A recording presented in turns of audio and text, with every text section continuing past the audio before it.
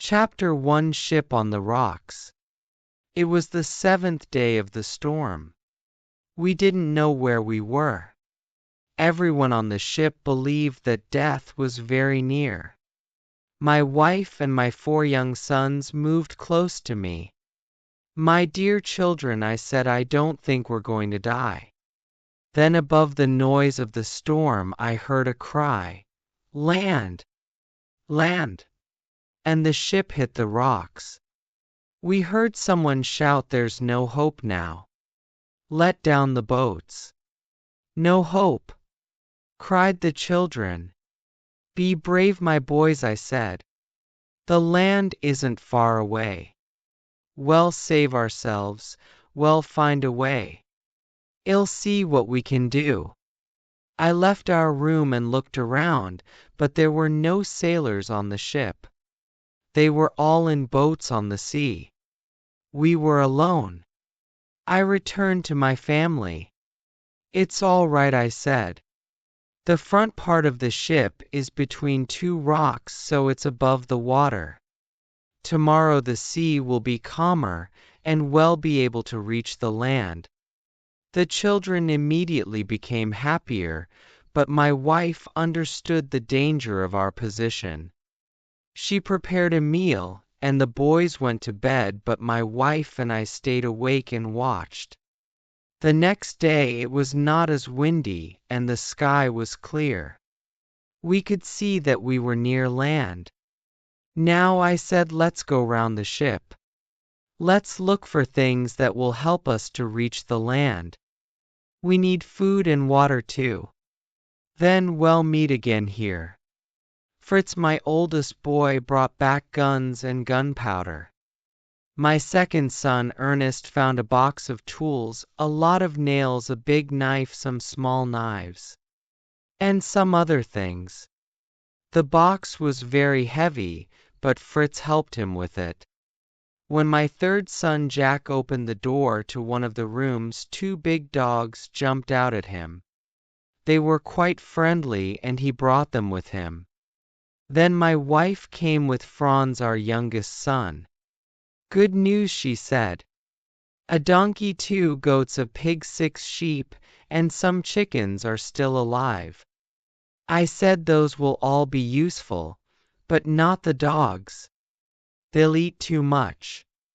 "But father," said Jack, "they'll help us to catch animals for food when we reach the land." "Yes," I said, "but we haven't reached it yet. We need to make a boat. Let's get some barrels and some pieces of wood." So we started to work, and we made a boat. We used one of the pieces of wood to hold the sail.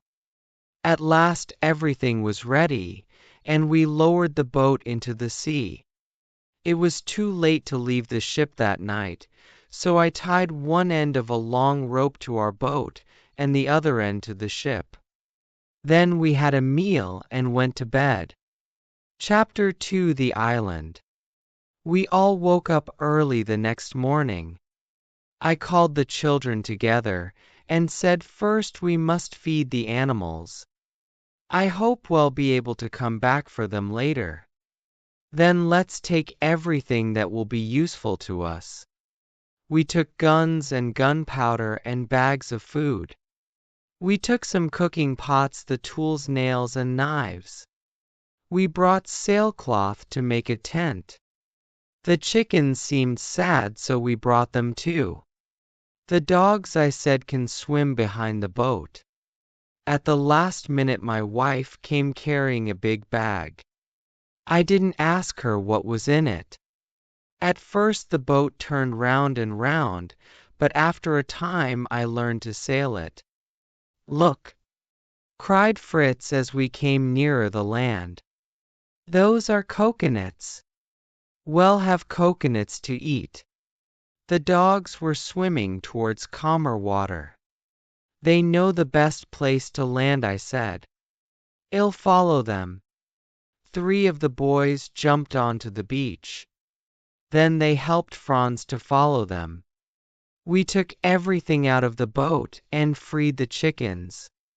Then I cut some wood from the trees, put it in the ground, and made a tent from the sailcloth. Now I said to the children, "Go and bring some dry grass for our beds." While they were doing this, I found some big stones for a fireplace. I soon made a good fire using dry wood from the beach. My wife got a pot of water from the river and put it on the fire. Then, helped by little Franz, she began to cook a meal. Fritz took a gun to the other side of the river. Ernest went to the right along the beach, and Jack went to the left. Suddenly I heard Jack shouting. I took a gun and ran to help him. I found him standing in water up to his knees. "Come here, father," he shouted. "Come quickly. I've caught something really big." "All right," I said, "bring it here." "I can't. It's caught me." I laughed. Then I hit the large shellfish with my gun and freed Jack. It was only holding on to his clothing, so he wasn't hurt. "Well, Jack," I said, "you've caught our first fresh food."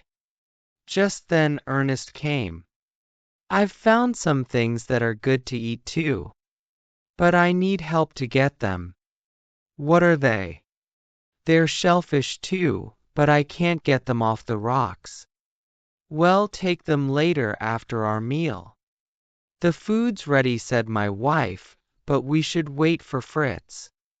She looked at her pot. "How shall we eat it? We can't eat soup with a knife. We need spoons, but we haven't got any." "We can cut coconuts in half and use them." "We can, but we haven't got any coconuts," I said. "There are the shells on the rocks," said Ernest. "We can use them if you help me." Fritz arrived, so the boys all went to get the shellfish. When they came back, Jack tried to open one with a knife. "I can't do it," he said. "I can't open it." "Put them near the hot fire," I said, "and they'll open without your help." So we sat down to our meal. We ate the shellfish first, and then we used the shells as spoons for the soup. "But we haven't got any plates," said my wife. "I've got a plate," said Ernest, showing her a very big shell. "I found it on the beach. There are lots of these shells near the place where I found this one." "Then why," I asked, "didn't you bring plates for all of us?" The sun was going down when we finished our meal. Then my wife opened her bag from the ship and began to throw corn to the chickens. I stopped her. "I'm very glad that you've brought this. But we mustn't give it to the chickens. We must plant it. Then when it grows we can make bread. The chickens can have other food." It was time for everyone to go to bed. We took our guns with us into the tent. Chapter 3: The Baby Monkey. We woke up very early the next day. First I said we must see if any of the sailors from the ship have reached land. "We don't all need to go," said my wife. "You take Fritz. I'll stay here with the other boys." "Yes," I answered, "I'll take Turk with us, and Flora can stay with you." Those were the names of our dogs. My wife gave us bags of food to take with us. We walked along the beach looking in the sand for signs of other people. But we didn't find any. Fritz had a gun with him. "Shall I use the gun?" he asked. "If they're near they'll hear it." "No," I said. "If there are wild men on the island, they will hear it too. We don't want them to know we're here." We turned away from the beach and walked for about a mile. We came to a little wood. At every step we saw a new and beautiful plant. "What's this strange plant?" asked Fritz, "with these big things growing on it?" I said those are gourds. They're very useful. We took some of the gourds and cut them open. Now we must take out the soft part inside. Well, leave the shells to dry in the sun. Then we can make spoons and plates and cooking pots from them. That's why these plants are so useful. I don't understand how you can make a cooking pot from this. If you put it on the fire, it'll burn. I said, but you don't put it on the fire. You fill it with water. Then you put hot stones into the water, and the water will boil. We cut plates and spoons and pots from the gourds and put them in the sun. We left signs to ourselves around the place so we could find it again later. We walked to a field of very tall grass. It was growing high above our heads. Now where, I thought, have I seen grass like this? We had to cut our way through the grass. As I touched it, my hands became very wet. I put a hand to my mouth, then I remembered. Come hier, Fritz. Cut one of these open and put the soft part in your mouth. He did that. Oh, he said. It's sweet. Like sugar. It is sugar, I answered. Let's take some back with us. The others will be very pleased and surprised. Next we came to some coconut trees. As we moved nearer, we saw a lot of monkeys on the ground near the trees. But when they saw us, they ran up into the trees. They made angry noises at us. Fritz lifted his gun. Stop! I cried. Why do you want to kill those monkeys? Because they're screaming at us. They're terrible, useless things. Or perhaps they're laughing at you. Why are you getting so angry because they're laughing at you? They're right to laugh at an angry boy. And they aren't useless. How can you make a monkey useful? Fritz asked.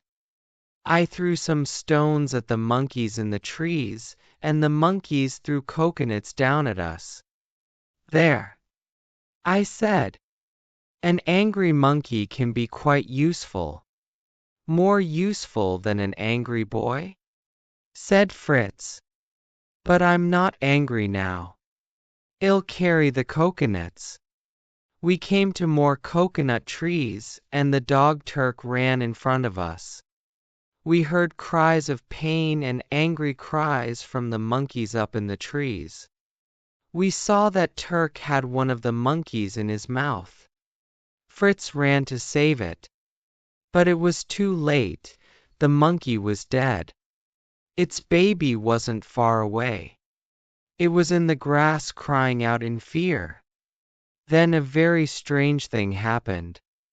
The baby monkey jumped onto Fritz's back and held onto his hair. Take it off! Take it off! Cried Fritz. I laughed. It's lost its mother, and so you've become its father.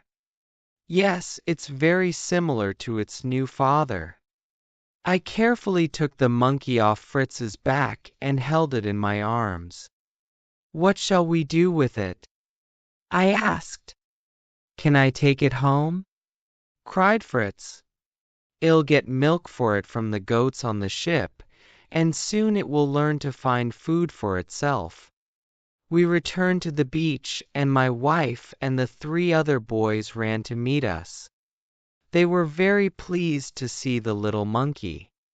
What are those sticks? They asked. They're for you to eat, said Fritz, and he gave the sugar to his brothers. A very good meal was waiting for us at the tent. Different sorts of fish and a bird were cooking over the fire. Franz caught the fish while we were away. Ernest caught the bird. The fish was very nice, but we didn't like the taste of Ernest's bird. The sun was going down when we finished our meal. We all went to bed. Fritz took the little monkey with him. Chapter 4. Back to the ship. When I woke up, I said to my wife, I don't know what to do first. There are so many things that we need to do. First, she said, you must bring those animals from the ship. Go with Fritz. The rest of us will look for a place where we can build a home. I said to her, we'll have to stay on the ship all night. Tell Ernest to climb up that high tree. He should tie a piece of cloth to the top. If there's any danger, pull the cloth down. And you must put up a light in the ship, said my wife. Then he'll know that you've got there safely. We reached the ship quite easily. The animals were in good health and had enough food. I remembered my wife's words and put up a light. Then we had some food and went to sleep. We woke up very early the next morning. We found useful things for our life on the island. We must have plenty of gunpowder, said Fritz. Then we'll be safe if we meet wild animals or enemies. Later we'll need. We must think of the present, I said. What do we need now for these next few days or weeks? We must take more sailcloth, because we need to make a home. And we must think of food. What food is there on the ship?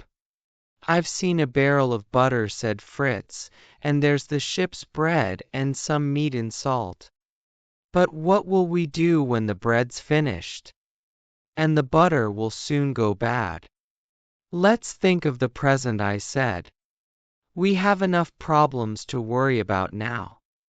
We can think about the future later. Perhaps a ship will come and take us away.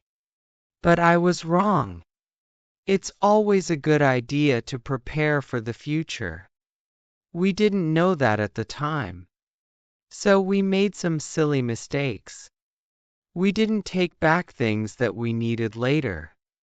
It was a slow job getting all these things together. So we had to spend a second night on the ship. We woke up late the next morning. Now, Fritz, I said as we sat at breakfast, how can we take these animals to the land? We can't put them in the boat, he said. They're too heavy. Can we make another boat? No, the animals are too big. What can we do? The pig can swim, but the goats and the donkey can't swim so far. No, I said, we can't make a boat that's big enough. There are a lot of barrels on the ship, enough for a bigger boat. But we haven't got time to make one. Barrels, cried Fritz. Let's make a boat for each animal. Let's tie barrels to the animals. The barrels will hold them up above the water when we pull them behind the boat. That's possible, I said. Let's try first with one animal and see. We tied a barrel to each side of a sheep and put it into the sea. It went down and down. Then finally I saw its head above the water, and it began to swim. When it was tired, it stopped swimming. It stayed there, held up by the barrels. Fritz jumped into the sea and tied a rope to the sheep, and we pulled it back into the ship. We worked very hard, and for a time the job seemed impossible. The pig and the donkey were the most difficult. Perhaps we should leave them, said Fritz. We need the goats more than the other animals. We tied barrels to the goats, and then we tried again with the pig and the donkey. The donkey seemed to understand, but the pig gave us a lot of trouble. The pig's very fat, said Fritz, and pigs are good swimmers. Perhaps its fat will keep it up in the water.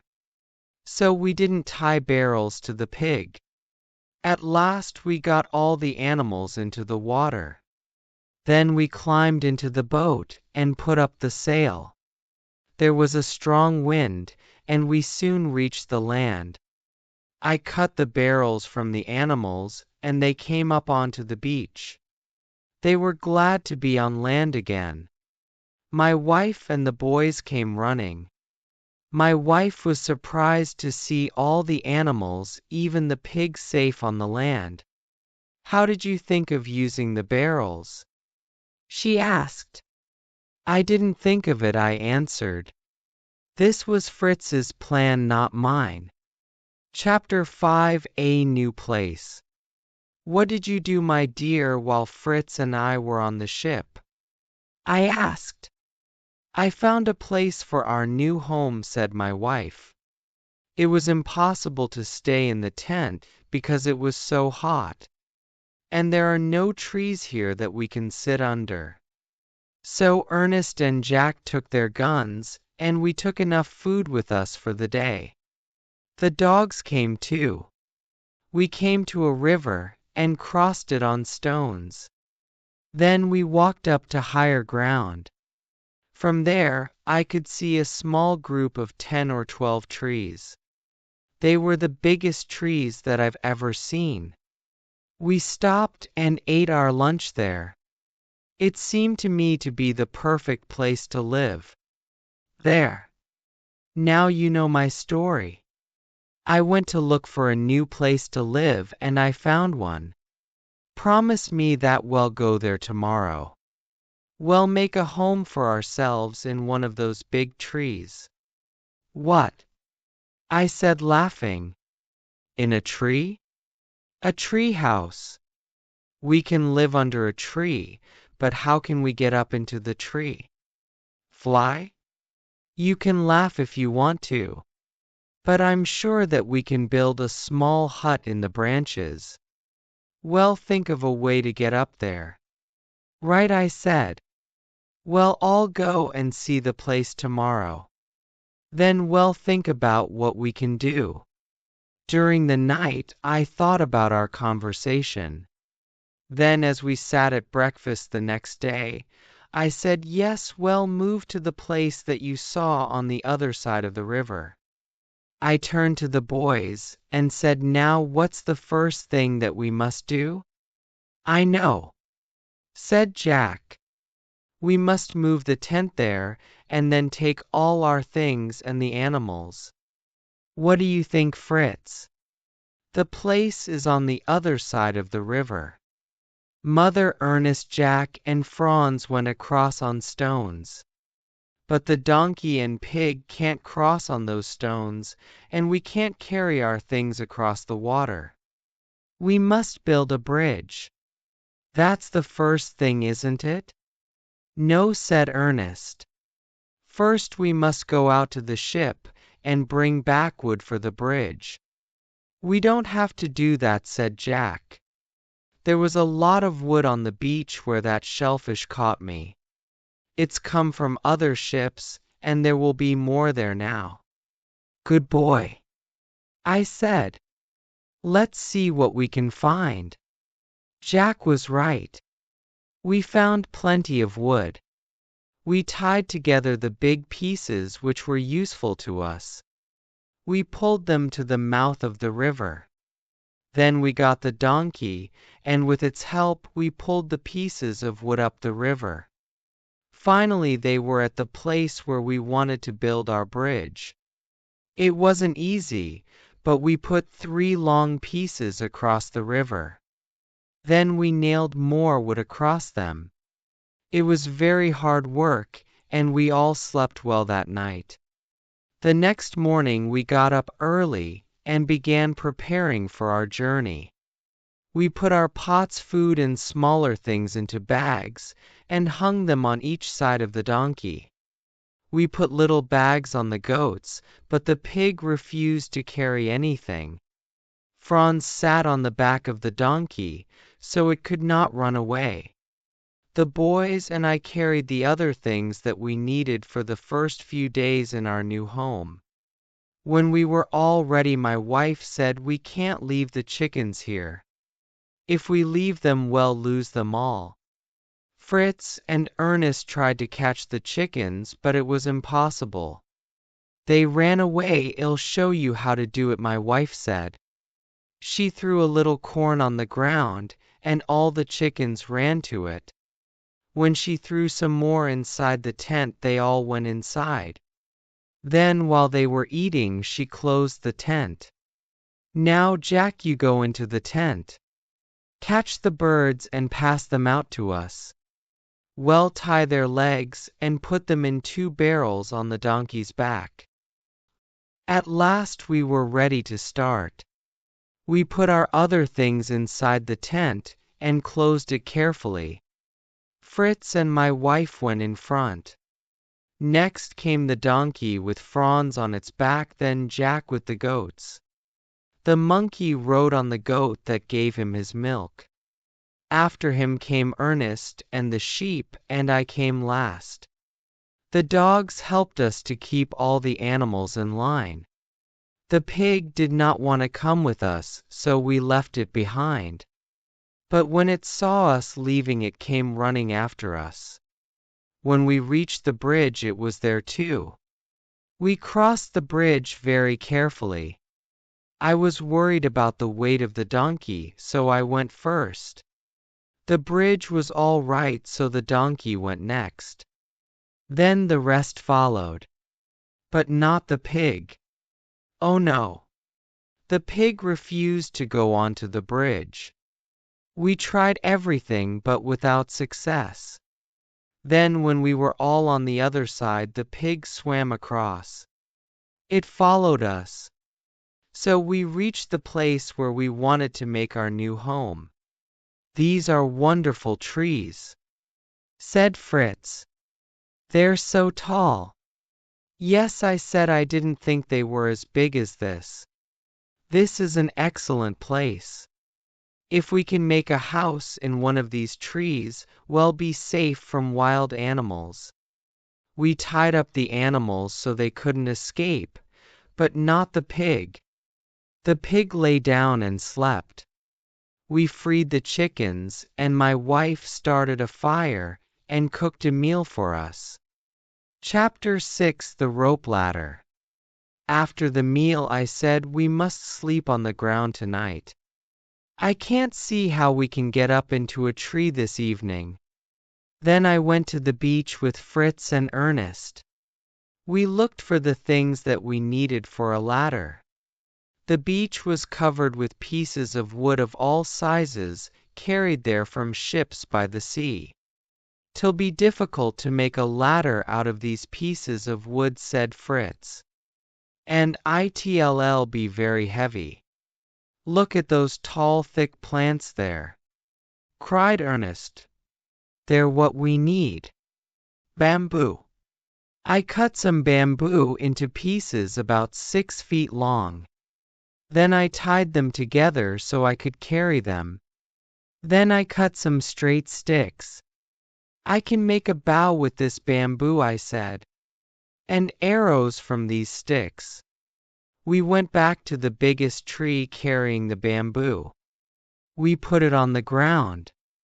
"That branch is about 30 feet high," I said. "We've got more than 60 feet of thick rope and a lot of thin rope. Now we'll put 2 long pieces of rope on the ground, and we'll cut pieces of bamboo 1.5 feet long. Fritz, you cut the pieces. Ernest will help me with the rope." So we began to work. Now, I said, we must tie pieces of bamboo across the ropes to make steps. Then we'll have a rope ladder. We worked very hard, and after a few hours our ladder was ready. Then I made a bow from another piece of bamboo. "Ernest," I said, "make arrows from these sticks. Put a big nail in one end." "Oh!" cried Jack. "A bow and arrows. What are you going to do with them?" "I want to play with them." "I'm not making a toy, Jack. I'm going to shoot with this. But soon you'll all have bows and arrows, because we must be careful with our gunpowder. When we've used this gunpowder, we won't be able to get any more." And if there are dangerous men on the island, we'll need our gunpowder. When the bow and arrows were ready, I tied a long piece of thin rope to an arrow and shot the arrow up over the branch. It came down on the other side, carrying the thin rope with it. Ah, said Ernest. He always understood things quickly. You'll tie the rope ladder to this thin rope and pull it up onto the branch. Then you'll hold it there while someone ties it to the branch. Yes, I said. You climb up there. You're smaller than Fritz. And I don't think Jack can tie the ladder well enough. Soon the ladder was tied to the branch. That's a good day's work, I said. Now we must tie up the animals and we'll sleep at the foot of the tree. Tomorrow we'll begin to build our tree house. Look, said Jack. The chickens are on our rope ladder. I looked. Each chicken was sitting on a step. They were already very comfortable. I lit a big fire to keep away dangerous animals. Then I decided to stay awake and watch. Chapter 7: The Tree House. I was worried at first. I didn't feel that we were in a very safe place. I heard a strange sound. No, it was only the movement of the trees. The fire was getting low. What were those shadows? Was that a wild animal moving nearer? Nearer? I got up and put more wood on the fire. At last I felt safer and went to sleep. It was light when I woke up. All the others were already awake. We had breakfast, and then we started work again. My wife milked the goats. Then she went down to the beach with Ernest, Jack, Franz, and the donkey to get wood for the tree house. Fritz and I climbed up the ladder into the tree and planned our new home. These branches, I said, are thick and close together, and they come straight out from the tree. The floor of the house can be here, and the tree will be one of the walls. Fritz looked up and said those higher branches will hold up the roof. But what sort of roof? Well, put a sail over the branches and bring it down to the floor on two sides. That, as you will hear later, was a great mistake. I was very stupid. But at the time Fritz and I were very pleased with our simple plans. This fourth side, I said, will be open. We can look out from there. Perhaps we'll make a place where we can sit outside in the daytime. 'Twill be a beautiful house, said Fritz. Then my wife and Ernest arrived. The donkey was pulling a lot of wood behind it. More wood was tied on its back, and Franz was sitting on top of that. They left the wood and went back for more. How shall we get it up here? Said Fritz. Shall I carry it up the ladder? No, we must pull it up. Now where did I see? Yes, I remember. It was in Ernest's box of tools. Fritz found the little wheel. We tied it to a branch and pulled up the pieces of wood. Then I started to make the floor. When evening came, the floor was finished. We hung our sailcloth over the higher branches and nailed it down to the floor on two sides. On the fourth side we could see across the country round us, and plenty of air could come into the house. There, I said. Our house is finished. Then I saw that there were more pieces of wood. We'll make a table and some chairs from these tomorrow. Tonight we'll sleep in our new house. The three older boys quickly went up the ladder, carrying everything for their beds. My wife was afraid of the ladder, but she reached the top safely. Then I took Franz on my back. I untied the ladder from the posts in the ground, climbed up, and pulled the ladder up after me. "Now we're safe in our tree house," said Jack.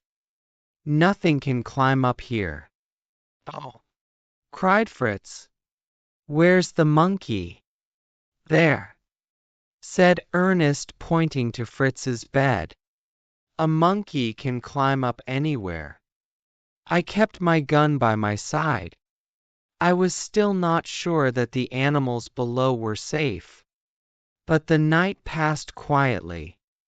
Chapter 8. Back to the tent. After breakfast, Fritz and I started to make a table. Suddenly we heard a loud bang, and a small bird fell almost at our feet. "That was a good shot," said Ernest, picking it up. He was very proud. "It wasn't good," I said. "We can't use our gunpowder like that. We can use the guns to shoot large animals for food. But for birds and small animals, we must use bows and arrows. Look at the bow and arrow that I've made, Ernest. Try to make better ones, and learn to use them." When midday came, we put some barrels round the new table. We were ready to eat our first meal at it. "Where are Ernest and Jack?" asked my wife. "Let's start. If they come late, they won't have any lunch." "Maybe something has happened to them," said my wife. "I can't eat if they're not here." We waited. "I'm sure nothing has happened to them," I said at last. "They're young and silly and don't notice the time. Put the food on the table." Then Ernest and Jack arrived carrying bows and arrows. "Look," said Jack before I could speak. He held out two very small birds. We shot them with our bows and arrows. "I'm very pleased about that. But I'm angry because you're late. Your mother's been worried about you. Sit down and eat your lunch."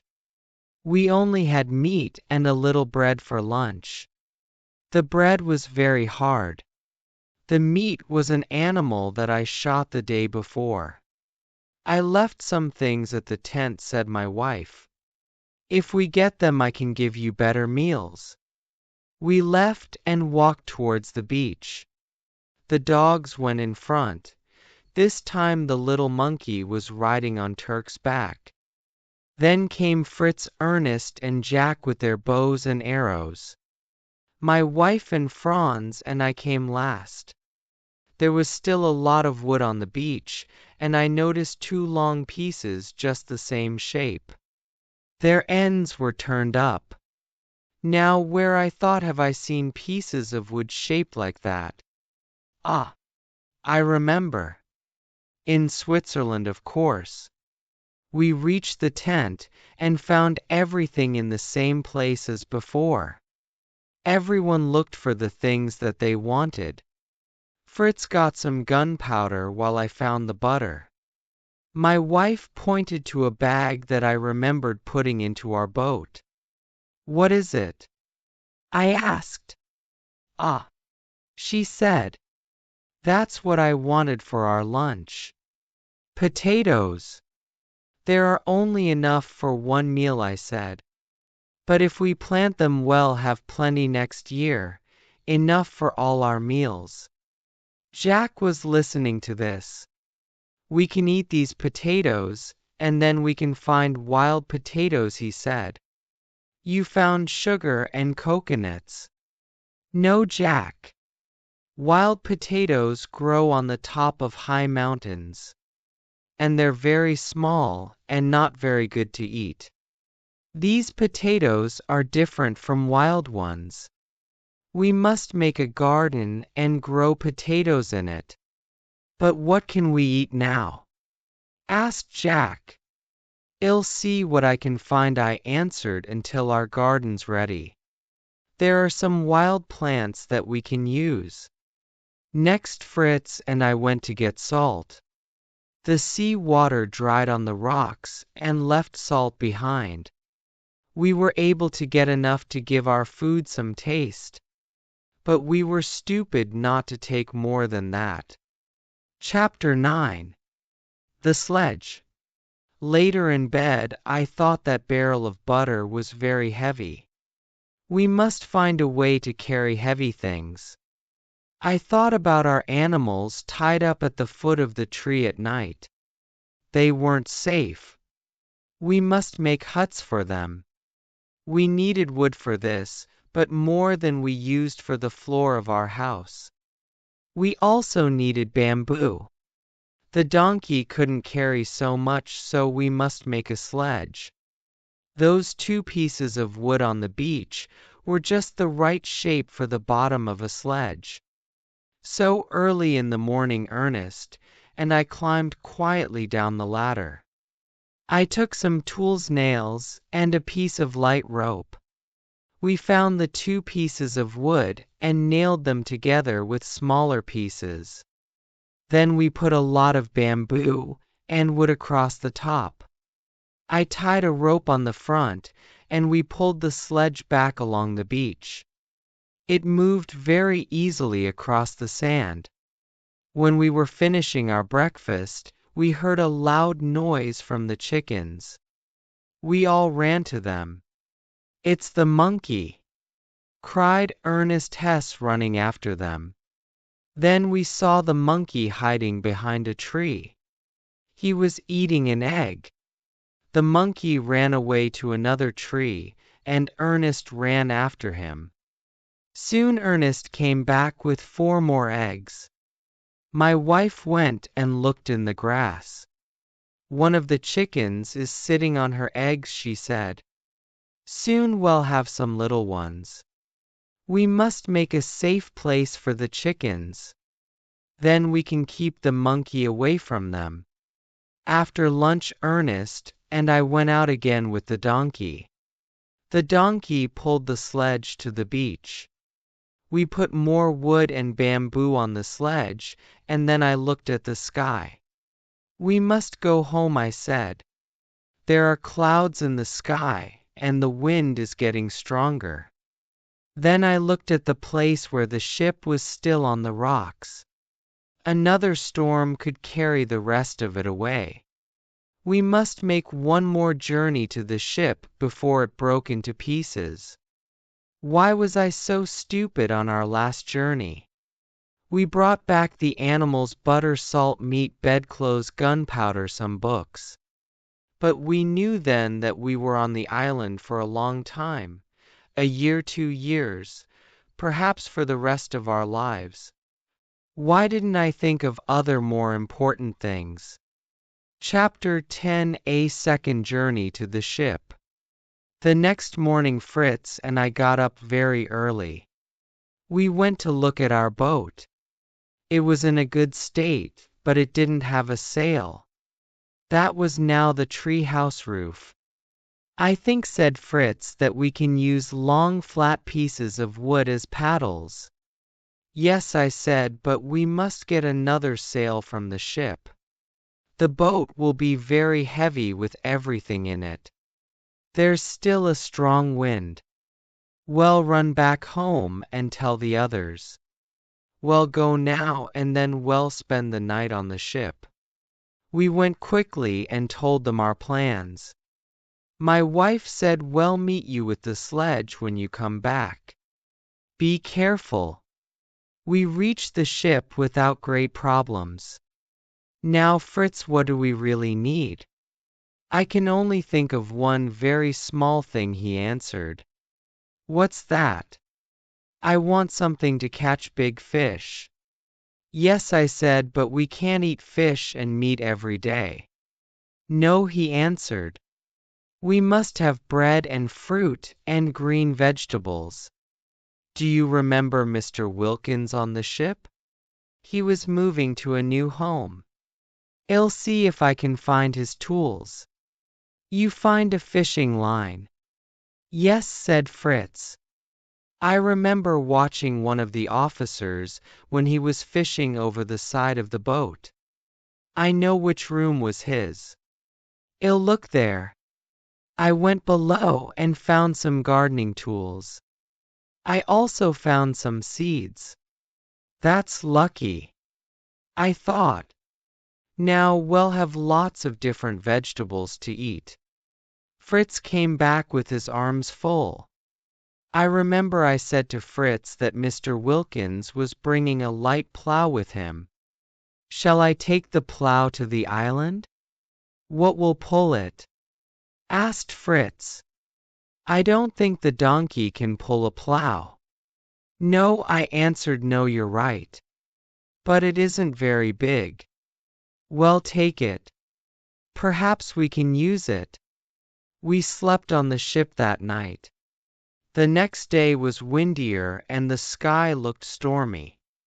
We put a good sail on our boat and started back towards the land. Perhaps, said Fritz, we can catch a fish on the way back to the land. He put a fishing line over the side and pulled it through the water. Suddenly we felt something on the line. It was very strong. It pulled the boat back towards the open sea. The fish will carry us away, cried Fritz. We must cut the line, I said. No, no, cried Fritz. Let's wait. Just then the wind began, and it pushed the boat towards the land. It became stronger and stronger, and we moved faster and faster through the water. The boat was thrown up onto the beach, and it broke into pieces. My wife and the boys were waiting for us. We quickly took our things off the boat and put them on the sledge. There. That's all, I said. No, answered Fritz. No. Let's see if the fish is still with us. He went into the water. Yes, it's still here. It's dead. So we carried the big fish onto the beach and put it on the sledge. This will give us food for days, I said, if it doesn't go bad. We must put it in salt. But now, said Ernest, we haven't got a boat. What shall we do? Well, take the barrels that we used for the boat, I said. They'll be very useful for food and other things. Ernest, you walk along the beach. I think the sea threw one of the ship's boats out of the water there. I was right. There was a boat there. It was badly broken, but we were able to mend it. We had some of the fish for supper, and it tasted very nice. Then my wife kept some for our meals the next day, and put the rest into a barrel with salt. After our meal, we sat round the fire. We talked about the things that we had to do in the next few days. You must make a hut for the tools and other large things, said my wife. You can't carry those tools up and down into our house. Yes, I said, and we must also make some huts for the animals. We won't need many huts, said Ernest. I said. Let's see. I think we'll have more animals soon. And I was right. We must make a garden too, I said. A big garden, said Fritz. What have we got? Plants and seeds from the ship, and potatoes. And perhaps we can find other plants on the island that we can grow in our garden. Yes, I said, but we must build a wall round the garden. We don't want the animals to eat the plants. Well, use bamboo. Oh, that's a lot of work, said Ernest. Ernest was lazy and didn't like work. There's one thing that you haven't told me, said my wife. You've told me what we'll be able to eat next year. But what are we going to eat now? I said. We haven't got any potatoes, but there are wild plants. I'm sure that there are sweet potatoes on this island. Next morning we all went out and looked for sweet potatoes. For some time we didn't find anything. Then Fritz found a plant and called me. "Is this a sweet potato?" he asked. "Yes," I said. "It is." We looked around and found more. Back at the tree house my wife cooked the sweet potatoes. They tasted like potatoes but not as nice. Then she made some of the potatoes into a sort of bread. It was quite hard but good. Chapter 11: The Garden. We got up very early in the morning. We wanted to start work on our garden before the weather got hot. Fritz, Ernest, and I took our tools. Jack had a fork, but he wasn't really old enough. We all started to work. After a time when we were quite tired, I said, "Let's see what the animals left on the ground last night. That'll be very good for the earth in the garden." We went to look.